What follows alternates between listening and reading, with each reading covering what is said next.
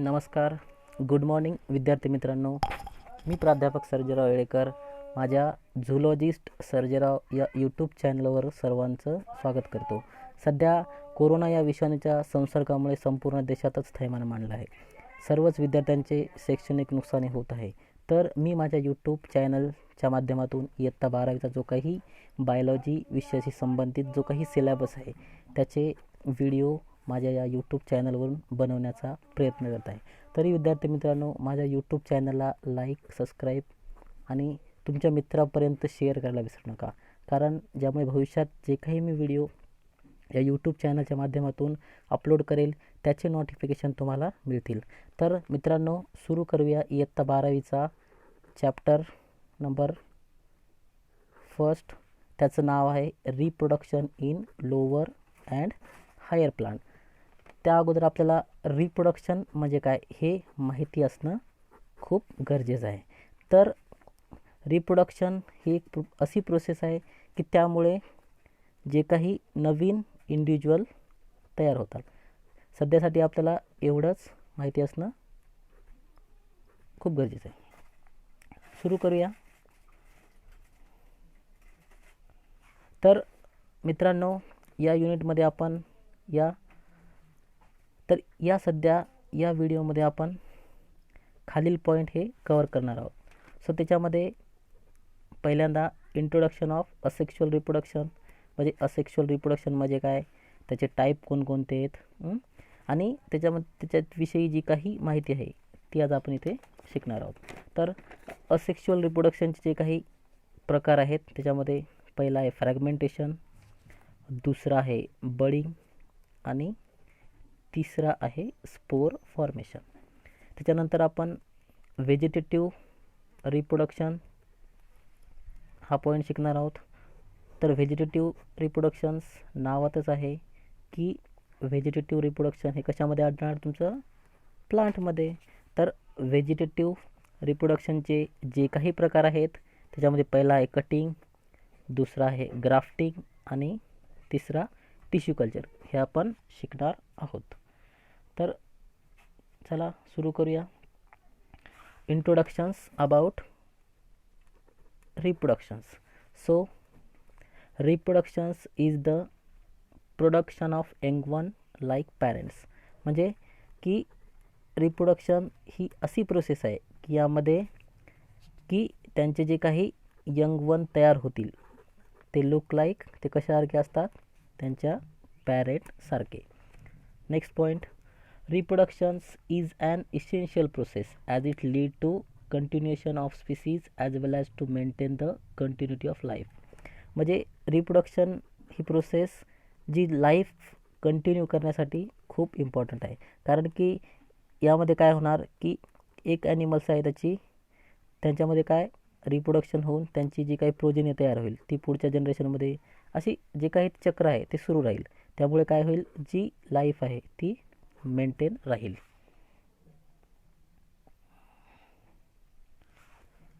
Each organism has it own particular method of reproductions. तर प्रत्येक ऑर्गॅनिझममध्ये काय असतं की त्याची रिप्रोडक्शनची जे काही टाईप्स आहे किंवा वेगळं असतं.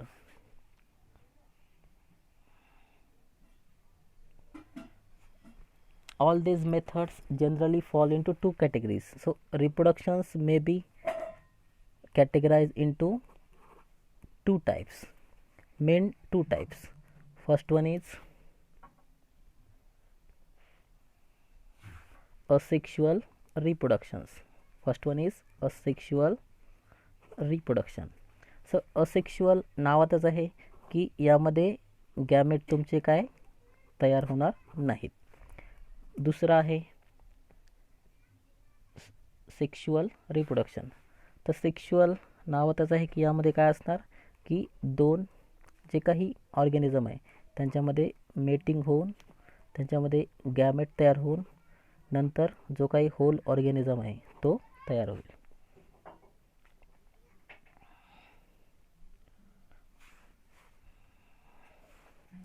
So we can details about asexual reproductions. Asexual reproduction does not involve fusion of two compatible gamete or the sex sale.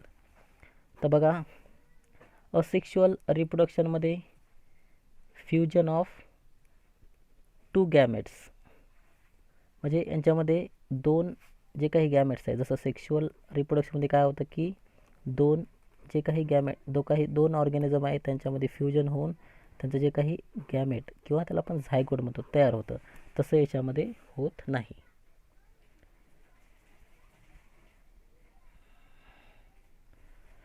It is the process resulting is the production of genetically identical progeny from a single organism and inherited the gene of parents.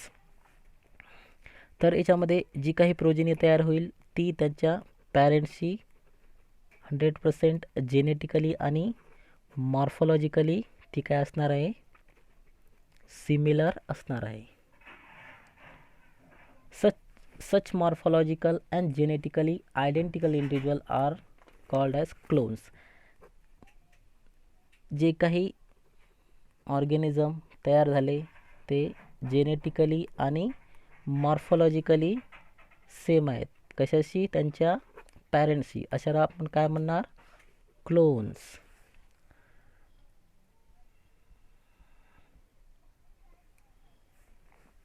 Organism choose to reproduce asexually by different mode or the ways. So asexual reproductions may be classified into, may be categorized into main three types. First one is fragmentation. पहिला प्रकार काय आहे, fragmentation. तर फ्रॅगमेंटेशन्स नावातच आहे की एखादा organism आहे, ऑर्गॅनिझम त्याच्यामध्ये काय काय होणार की त्याचे जे काही बॉडी पार्ट्स आहेत त्याचे फ्रॅगमेंट पडणार आणि त्या एका फ्रॅगमेंटपासून जो काही होल एंटायर ऑर्गॅनिझम आहे तो काय होईल, तयार होईल. Multicellular organism can break into fragment due to one or more reason. याच्यामध्ये काय होणार की जो काही मल्टीसेलर ऑर्गॅनिझम आहे त्याच्या बॉडीमध्ये काही कारणास्तव फ्रॅगमेंट पडणार आणि त्या फ्रॅगमेंटपासून होल तुमचा जो काही ॲनिमल आहे तो तयार होईल. So fragmentations they mainly occurs in spirogyra. तर फ्रॅगमेंटेशन कशामध्ये आढळतं, स्पायरोगायरामध्ये.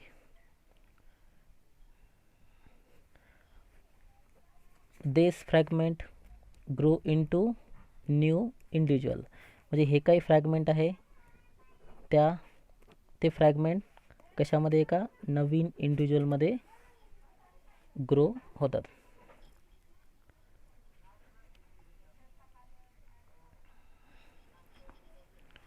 So next type is binary fission.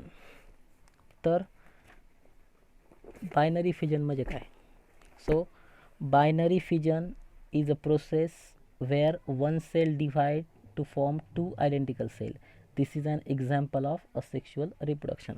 तर बायनरी फिजनमध्ये काय होतं बघा मित्रांनो, की हा एक पॅरेंट्स आहे, बरोबर आहे, हा एक पॅरेंट आहे. त्या पॅरेंटमध्ये पॅरेंटची जी काही बॉडी आहे ती काय होते, बरोबर दोन सेगमेंटमध्ये डिवाईड होते आणि त्यापासून दोन न्यू इंडिव्हिज्युअल तयार होतात. म्हणजे याच्यामध्ये सेक्शुअल रिप्रोडक्शनमध्ये कसं असतं की जे काही दोन वेगवेगळे इंडिव्हिज्युअल असतात आणि म्हणजे एक मेल असणार आणि एक फिमेल असणार, त्यांच्यामध्ये फ्युजन होऊन नंतर गॅमेट तयार होते. पण जे काही तुमचं बायनरी फिजन आहे, बायनरी फिजनमध्ये काय होतं, एकच ऑर्गॅनिझम असतो, त्याच्याच बॉडीचे दोन बरोबर पार्ट होतात आणि त्याच्यापासून दोन जे काही ऑफस्प्रिंग त्याचे तयार होतात. तर जे तयार झालेले ऑफस्प्रिंग पॅरेंट्सची 100% जेनेटिकली आणि मॉर्फोलॉजिकल सिमिलर असणार, कारण की त्याच बॉडीचे काय झालेले आहेत, दोन पार्ट झालेले आहेत. So binary fissions which mainly occurs in amoeba and paramecium. तर बायनरी फ्युजन कशामध्ये बघायला मिळतं? अमिबामध्ये आणि पॅरामेशियममध्ये. सर दुसरा एक प्रकार आहे conidia formation. They mainly occurs in penicillium, and second one is gemule formation. Gemule formation they mainly occurs in sponges. तर तुम्ही इयत्ता 11वीमध्ये शिकलेलं असाल की जे काही तुमचं ॲनिमल किंगडममध्ये जे काही तुम्ही क्लासिफिकेशन शिकला त्याच्यामध्ये व्हर्टिब्रेट आणि इनव्हर्टिब्रेट्स, याच्यामध्ये स्पॉन्जेस हे जे काही ॲनिमल्स आहेत ते पोरीफेरा जो काही तुमचा फायलम आहे त्याच्या अंडर येतात.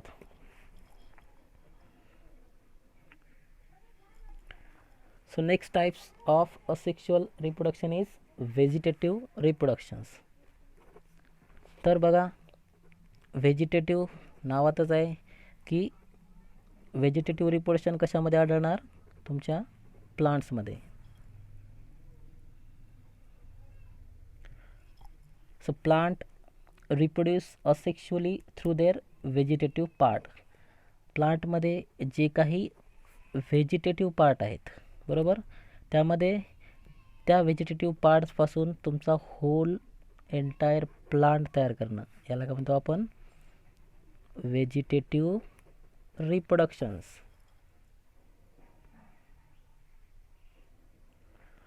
Hence the new plant form are genetically identical to their parents. म्हणजे याच्यामधला जो काही तयार झालेला प्लांट्स आहे तो काय असणार? जेनेटिकली आणि मॉर्फॉलॉजिकली सिमिलर असणार. कशाशी? ज्या प्लांटपासून आपण जे काही जो त्यांचा जे छोटा व्हेजिटेटिव्ह पार्ट कट केलेला आहे त्याच्याशी तो काय असणार? सिमिलर असणार. There are also few method which could not occur naturally. म्हणजे व्हेजिटेटिव्ह रिप्रोडक्शनमधल्या जे काही टाईप्स आहेत ते नॅचरली तर आकर होणार नाहीत, कारण आपण एक प्लांट आहे त्याचा एक एक पार्ट कट करतो आहे, असं तर नॅचरली होत नाही. कट करतो आणि तो आपण काय करतो? एक तर मॅनिपुलेट करतो आणि किंवा मग तो प्लांट जो काही तो पार्ट आहे तो आपण ग्रो करतो.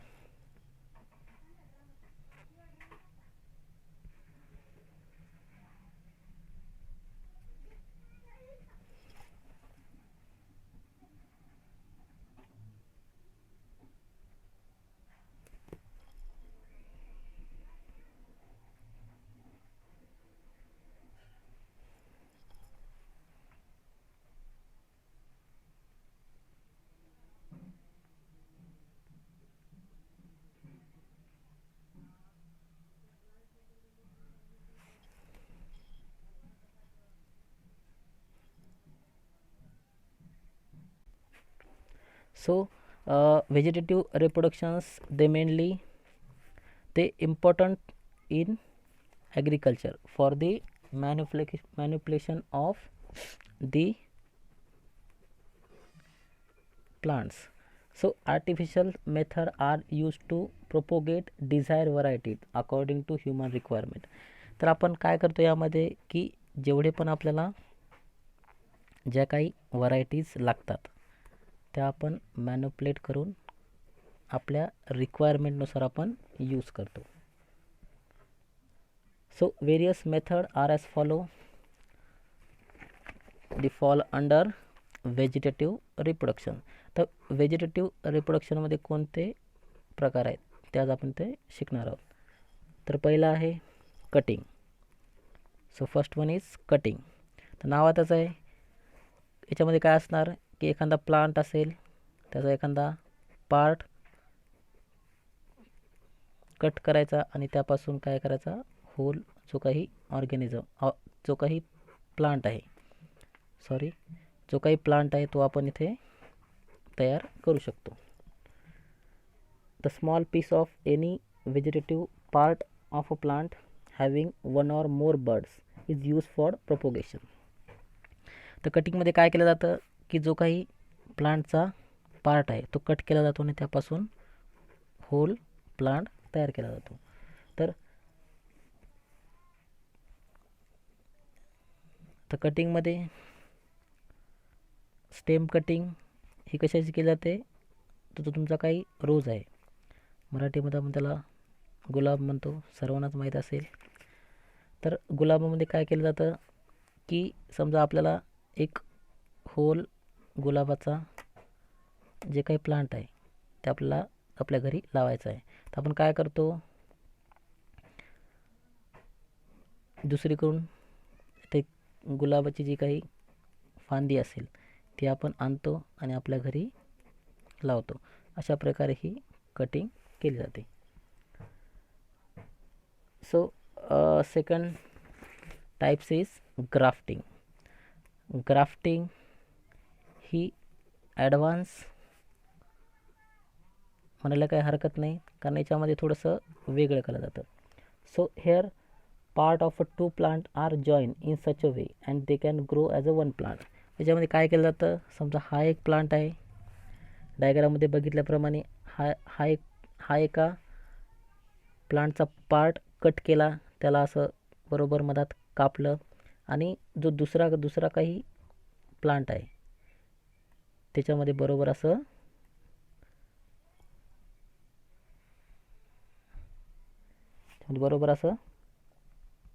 त्यांनी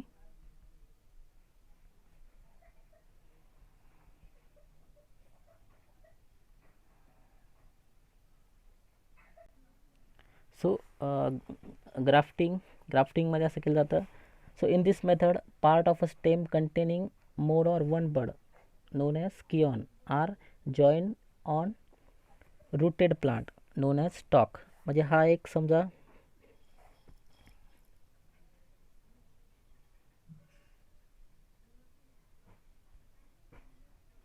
हा एक रूटेड प्लांट्स आहे, तो आपण एका प्लांटपासून कट केला आणि तो काय केला, दुसऱ्या ज्या प्लांटमध्ये काय केला, ग्राफ्ट केला. त्याला काय म्हणतो आपण, grafting. So whereas budding is also called as bud grafting. बडिंगलाच आपण बड ग्राफ्टिंगसुद्धा म्हणू शकतो. So in grafting only one bud is joint on the stock. ग्राफ्टिंगमध्ये एकच बड काय केला जातो, तो स्टॉक म्हणून यूज केला जातो. So budding is mainly occurs in apple and rose. So third type is tissue culture. So in tissue culture, it is the methods by which small amount of a plant tissue is carefully grown into gives many plantlets. तर tissue कल्चरमध्ये काय केलं जातं, एखाद्या जे काही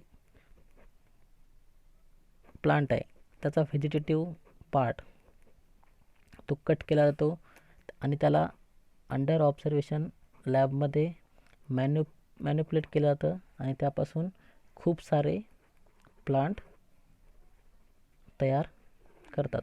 तुमचं nursery जे काय असेल, नर्सरी म्हणतो आपण, तिथं आपण प्लांट विकत घेतो.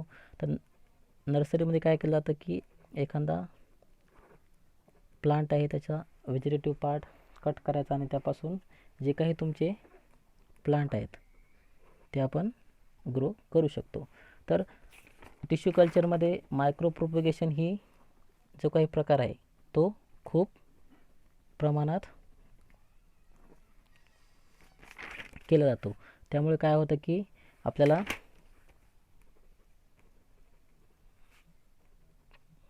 जास्तीत जास्त प्रमाणामध्ये प्लांट मिळू शकतात.